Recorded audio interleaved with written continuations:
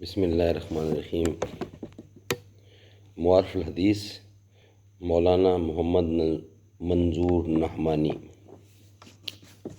رحیم اللہ، صفحہ نمبر 51 خوف و خشیت اور فکر آخرت کے لحاظ سے رسول اللہ صلی اللہ علیہ وآلہ وسلم اور صحابہ کرام رضی اللہ کا حال۔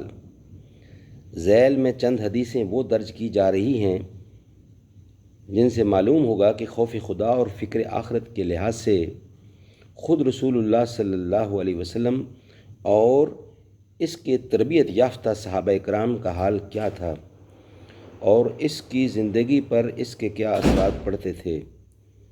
حضرت جابر سے روایت ہے کہ رسول اللہ صلی اللہ علیہ وسلم نے فرمایا، تم میں سے کسی کا عمل اس کو جنت میں نہ لے جا سکے گا اور نہ دوزخ سے بچا سکے گا، اور میرا بھی یہی حال ہے مگر اللہ کی رحمت اور اس کے کرم سے۔